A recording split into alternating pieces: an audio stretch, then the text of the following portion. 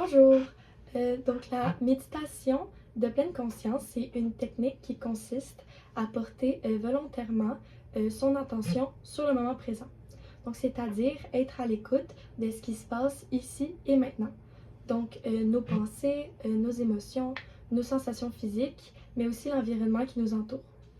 L'objectif, c'est pas de venir faire un vide dans notre tête, ni de contrôler complètement nos pensées. Au contraire, la pleine conscience, elle consiste à observer ce qui se passe à l'intérieur de nous sans jugement, de reconnaître nos pensées et nos émotions qui apparaissent à la place de les repousser immédiatement ou de les mettre de côté.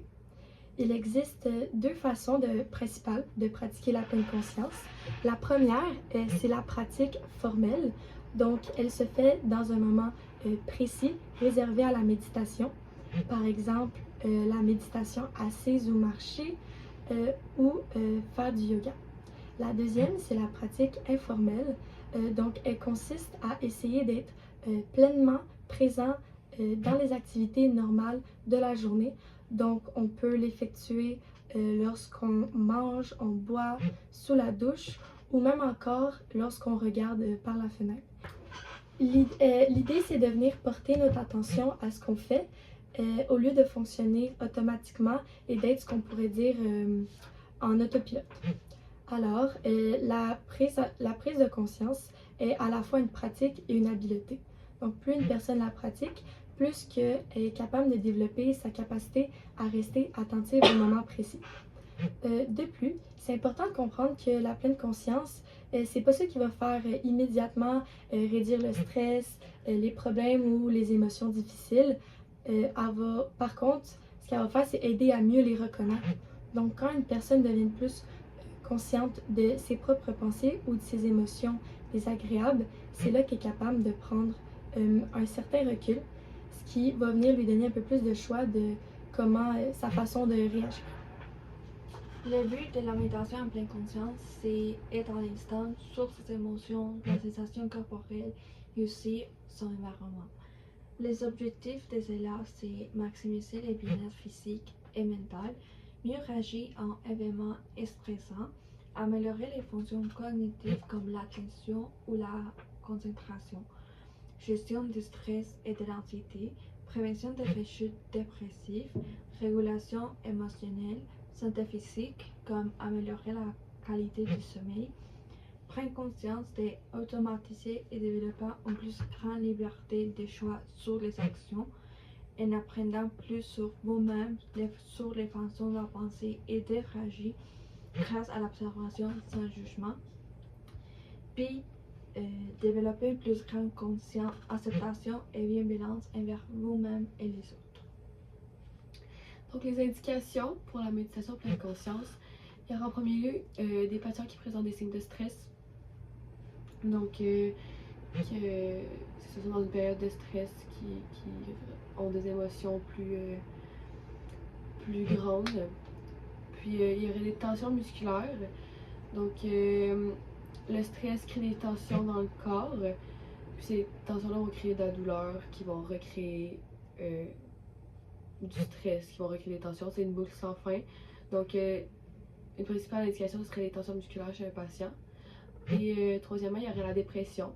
Donc, les patients qui ont des émotions fortes, mais pas nécessairement des bonnes émotions, ça pourrait les aider de faire des méditations pleine conscience. Les précautions à avoir durant un traitement avec un patient quand tu fais une méditation pleine conscience, c'est principalement de t'assurer que le patient est confortable, que ce soit debout, assis, couché, en autant que ton patient est confortable. Ensuite, que ce soit dans un environnement non stimulant. Donc, comme Angélique disait, quand il est en train de manger, s'il regarde par la fenêtre ou dans sa douche, s'il est confortable, si c'est un endroit pour lui qui est sécurisant, c'est ce qu'on essaie de viser. Puis, la troisième précaution, ça serait de s'assurer que le patient, durant le traitement, il présente aucun signe de malaise, qu'il se sent bien, puis que ça le relaxe vraiment et que ça ne le stresse pas davantage. Les contre-indications, la principale, c'est de ne pas contrôler sa respiration. c'est bien de prendre conscience d'elle, mais de pas essayer de la contrôler. Parce qu'une personne en grande anxiété, si elle essaie de contrôler sa respiration, ça peut le pousser à faire peut-être une crise de panique.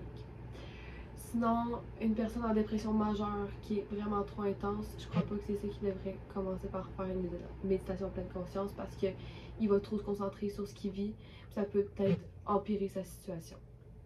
Donc c'est pas conseillé de faire ça avec un patient en dépression majeure. Puis il pourrait aussi avoir des troubles dissociatifs. Donc une personne qui est en psychose, qui a déjà de la misère à faire la différence entre le présent et son subconscient.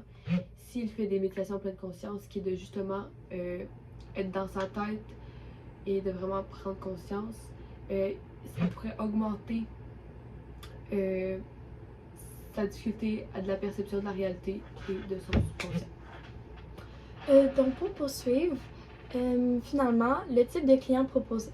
La pleine conscience, c'est une technique qui est vraiment accessible à tous. Donc, tu n'as pas besoin d'acheter un équipement ou même si tu as besoin d'être dans un endroit confortable, mais ça peut être dans le confort de votre propre maison. Et ça convient aussi à un grand nombre de personnes de différents âges. Donc, ça pourrait être soit des enfants, même qu'à des adultes. Mais elle est particulièrement utile pour des personnes qui vivent du stress, de l'anxiété, une dépression ou qui ont de la difficulté à gérer leurs émotions. Et puis, comme Eddy a dit précédemment, ça peut être aussi une technique intéressante pour les personnes qui souffrent de tensions musculaires parce que la douleur qui a été créée par les tensions va venir causer du stress et le stress va venir ensuite augmenter les tensions, ce qui va faire comme un peu une boucle infinie. Et puis, voici, c'était notre caption sur la prise de pleine conscience.